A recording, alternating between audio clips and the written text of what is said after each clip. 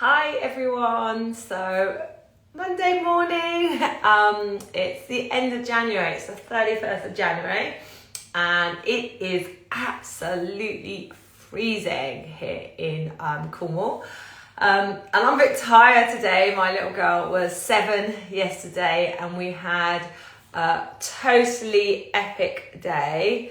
Her birthday was in lockdown last year and she had this silly Zoom party, which when you're 6, the Zoom party's rubbish. So yesterday we went big. We went roller skating and to Pizza Hut with a group of her friends. It was epic, but this morning I'm like, whoa, what happened? What happened in my life yesterday? So today's topic, I think it was Sarah. Someone asked me a really good question last week. Last week, as part of the Mentoring Monday, I was chatting about, pregnancy yoga and teaching someone within the first trimester. And somebody asked a great question. Well, what happens if they haven't told me and I suspect they're pregnant? My response was, well, it's not your responsibility. If someone doesn't tell you they've got a condition that may impact their practice, well, there's nothing you can do about it. It led me down for like a route of just pondering, I guess, who's responsible for who. And this is, I'm being brave this morning because I feel like this is like one of my first slightly controversial topics where I may say some stuff. In fact, I hope I say some stuff on these Monday mornings that you disagree with. I hope I say some stuff that leads you to question what you do. And just because I have this opinion or I have this belief or this experience, it doesn't mean that I'm right and you're wrong, or it doesn't mean if you're doing it differently to me that I'm right and you're wrong, because you've got a different experience to me and we're all teaching different students. So the topic of today's session is who's responsible for who, or more accurately, like who's responsible for their body. So let's imagine I turn up to your yoga class, right? And it is really normal and I still feel it too. I've been teaching now for 12 plus years and I do feel responsible for my students that choose to come to yoga with me because I care and I want you to really know that that's a good thing. If you are a yoga teacher that cares, that wants your students to come to your yoga class and not just enjoy it but actually receive the benefits of yoga, then you're in the right job. Okay, if you're a yoga teacher that wants your students to come to their yoga practice and not have a negative experience of yoga and not injure themselves, then you're a good teacher. These are all qualities of a good teacher. So of course, I'm just putting it out there right now. As yoga teachers, we want to deliver safe, impactful classes. Classes that offer transformation, whatever that transformation would look like for that person. And maybe it's just like they move a bit more easily through their everyday life. Maybe they just sleep a bit better, or maybe they meet a group of people through the coming to your yoga class and they're able to be more sociable. These are transformations. When we talk about transformation, we often think about this big grand thing, and it can be sometimes, but sometimes it can be the smallest nugget of transformation that they get from your yoga class. So it's all individual. So the question is, when I rock up to your yoga class, right, are you responsible for keeping me safe in terms of physically safe, emotionally, mentally safe, or am I responsible? And I'm just going to say right off the back, I believe quite strongly that I am. I say this all the time. Nobody knows their body better than you, okay? Nobody knows what someone is really feeling, okay? One of my favourite all-time teachers is Bernie Clark, and he tells this story of the student asked, should I do this with my knee or this with my knee? And his response was, I don't know, it's your body. And how often as yoga teachers do our students come to us, and this is part of the gift, part of the honor of being a yoga teacher. But how often do our students come to us and say, I've got this niggle, I've got this problem, what do you think it is? And you've got to step back and think, is it my job as a yoga teacher to diagnose? And the first of all is no, unless you are a doctor, a physio, no. We are just there to offer yoga. So when someone rocks up to your class, you know, you're not forcing them to do anything. You know, you're inviting them. And I think I'm going to talk a lot. My toddlers will come up a lot on a Monday morning, because for me, the toddlers are epitomised how we should practice yoga. They are literally egoless, right, the toddlers. I call it yoga in its purest form, sort of jokingly, but it is absolutely true. The toddlers, you know, will do a handstand because they want to. The toddlers will do a handstand because it's fun. If they don't, there's none of this, oh, I failed, I can't do a handstand, everyone else is doing a handstand, why can't I physically do a handstand, God, that person's better than me. There is none of that comparing and despairing that we as adult human beings naturally fall into. There's none of that. They just don't do it. If they want to spontaneously come into Shavasana, they do. Iyengar, talking about wonderful yoga teachers, Iyengar, the father, often considered the modern father of yoga, one of his pieces of advice is adapt Shavasana anytime in your practice that you need it.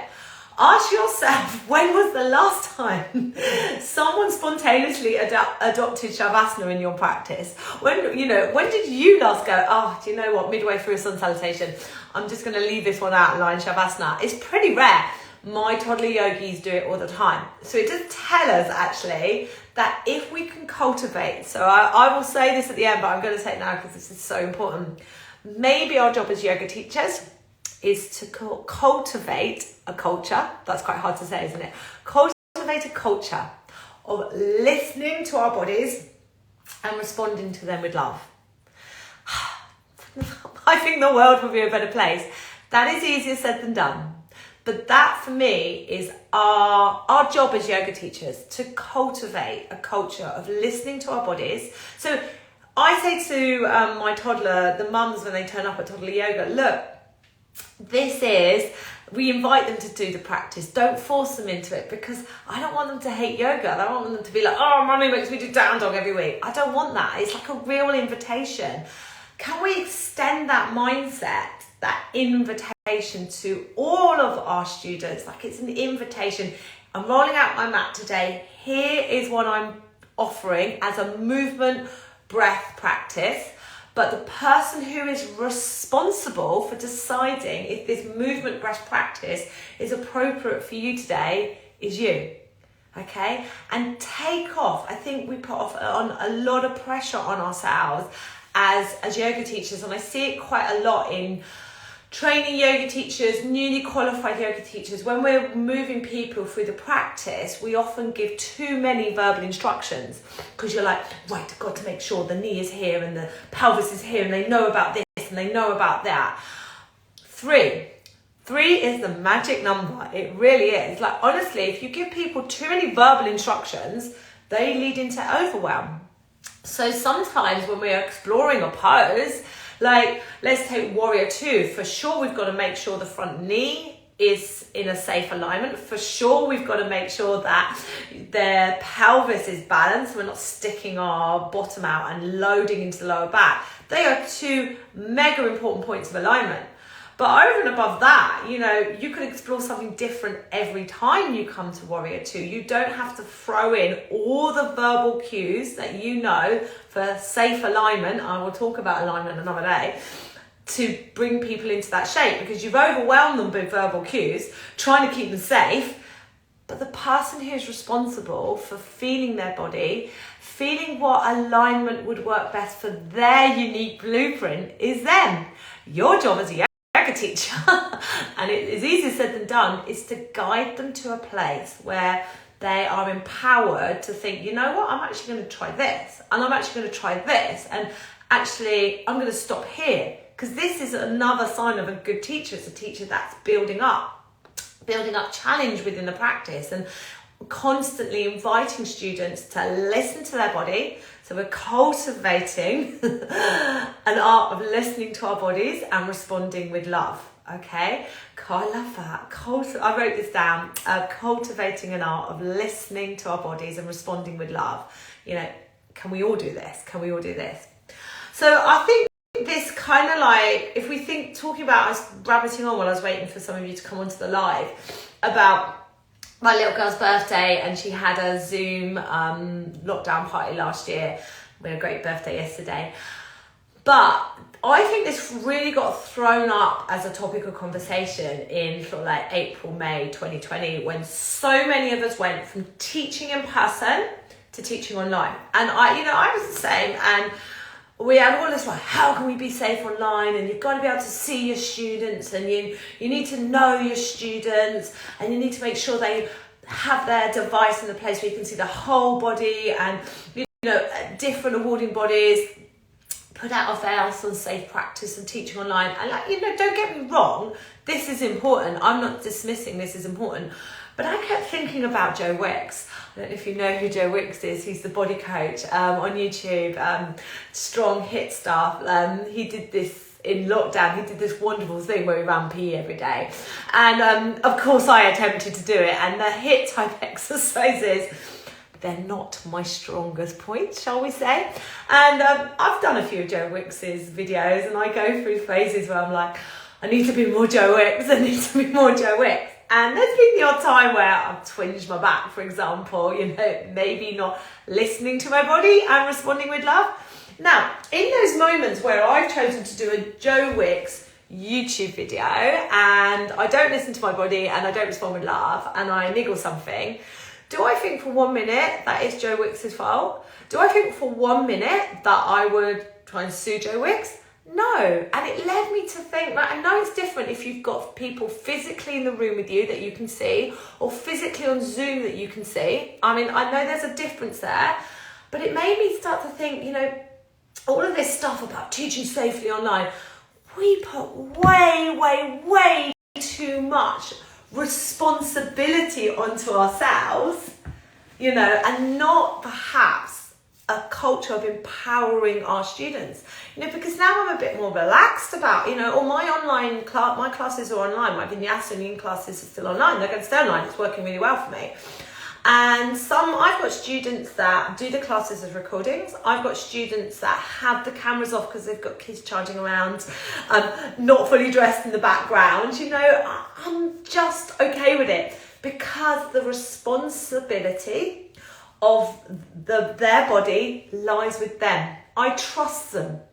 I think that's a big word. I trust my students to listen to their body and respond. And if they don't, then it's their responsibility and it's their journey to learn when to listen more. And it goes back to that statement, as a yoga teacher, can I cultivate that culture of listening to our body and responding from love, and moving away from that compare and despair.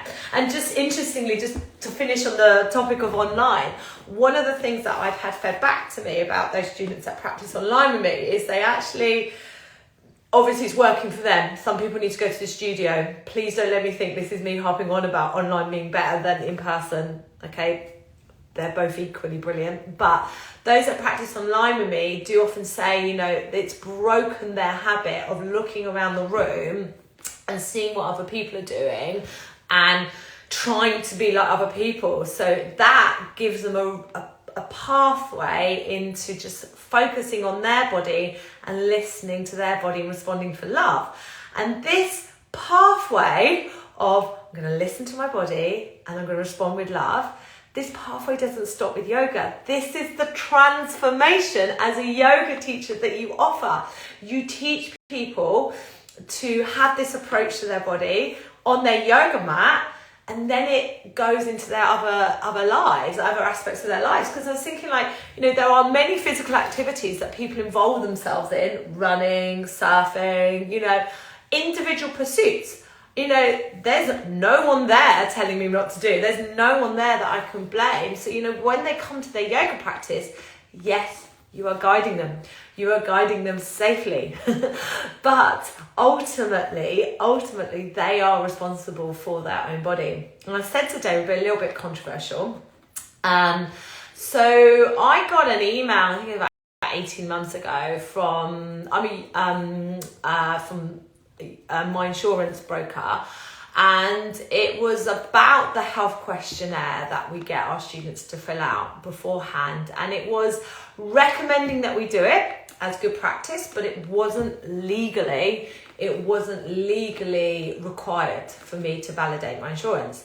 And I've been at a stage where I'm now completely online at this point. We're in the midst of all these lockdowns. And I was asking people to fill out my online health questionnaire before they attended the class. And I thought I was lucky, 10% were doing it. And it could be because I teach mums and mums-to-be. But honestly, as part of my booking system, you book on, you'd get sent the health questionnaire. Please fill this out before coming to class. People weren't filling it out. And I was teaching all these people and it was all fine. And I had this epiphany that I was like, right, I'm not going to have a health questionnaire. I'm just going to have a simple statement that just says that you are responsible for your body. If you're signing up to this yoga practice, you're responsible for your body. You are also responsible for informing me of anything that you think is relevant to your ability to practice, and informing me should anything change. So we go back to that, I think it was Sarah's point last week where she was asking, well, what happens if someone's pregnant, they haven't told me? Have it in your terms and conditions. So I don't have the friction's a topic for another day, by the way. I don't have the friction of asking people once they book onto my class to fill out a health questionnaire, but I do have it clear in my messaging that you do need to tell me beforehand if there's something that impacts on the practice, which is, I feel so much better because my health questionnaire used to be do you suffer from depression and anxiety? And these are really personal questions. Do you have a prolapse? These are really personal questions. They are useful things for me to know, but maybe they're not relevant to the practice. I mean, if she has a prolapse, yes it is. If she has some form of trauma, emotional trauma, it could be really useful, but ultimately if she hasn't chosen to tell me, it's her responsibility. Now, I'm not suggesting you now go out and set fire to all your health questionnaires, because they might be really useful for you given in the content that you're teaching. Maybe you're working a lot with one-to-one people, a lot of therapy type styles of yoga. Maybe you use your questionnaire as an initial starting point to chat to people. Maybe you've not been teaching so long and it gives you the confidence. And this is what we go right back to, we're all unique. I've been teaching for 12 plus years, there aren't many things now that someone rocks up and says, by the way, I've got this. There aren't many things that throw me off path, okay? But I probably wouldn't have felt like that 1 or 2 years into teaching. I would have felt like the health questionnaire would have been a place of safety, that I get their information and I can check. Oh, I don't know what that is. I can check. But ultimately, the responsibility for their body lies with them. And I'm just going to finish with one of my last points today is, as human beings, we love a label. I have piriformis syndrome. I have a frozen shoulder. And don't get me wrong, there may be limited range of motion into the shoulder, so we're not lifting it up any higher than this, and we label that as a frozen shoulder. We may have pain around the piriformis area, or sciatic nerve pain. These things exist. I'm not saying they don't exist, but we get stuck on our label. And then when we get stuck on our label, when we come to our yoga class, it can be quite, I've got frozen shoulder and I've got piriformis syndrome. So you're bombarded as a yoga teacher with these labels as well. Look, this is what I do. I smile really sweetly at anyone out, because I can. Anyone's got any suffering in the body. The body is an intricated web of mystery. The frozen shoulder, the shoulder might be frozen for a huge variety of reasons. Emotional, physical, mechanical, issues with the foot, issue with the hip, issue with the shoulder. You know what? It's not our job as yoga teachers to try and diagnose, to try and bury into the cause, to fix that specific area. Our job as yoga teachers is to offer balanced action in all directions. And I'm just going to finish with this. Cultivate a culture within our classes, whatever the style of yoga is, and it can be super strong, by the way, you know, we can cultivate this culture of listening to our body and responding with love, okay, in any style of yoga, okay, but that's it. Listen to your body, the art of really tuning in and listening to what's going on, and then responding with love. Responding with permission to work harder, permission to come out of this pose, permission to rest, permission to spontaneously take shavasana. Can we be more like my little yogis, my little toddler yogis, who are egoless in their practice? And then as yoga teachers, my lovelies, honestly, your weight of responsibility to keep your students safe, I love it. Don't lose it. Okay, because a good yoga teacher cares about their students. A good yoga teacher wants to ensure that when someone comes to their class, that they reap the benefits, they reap the rewards of their yoga practice. But the person who is responsible for their body is them. Okay, and if you want to get that message any clearer, you can have that image of me doing Joe Wicks in lockdown 2020. Twinge in my back. Who was responsible? Me, not Joe Wicks. All right, my lovelies. There's a lot gone on today on that chat. I'm going to park the need for a health questionnaire or park you and friction for a topic for the other day. But please take away from this, okay, a lifting of the weight of responsibility off your shoulders, and just like love. Love has the answer to so many things, doesn't it? Maybe everything. All right, gorgeouses, have a good Monday. Let's hope it warms up.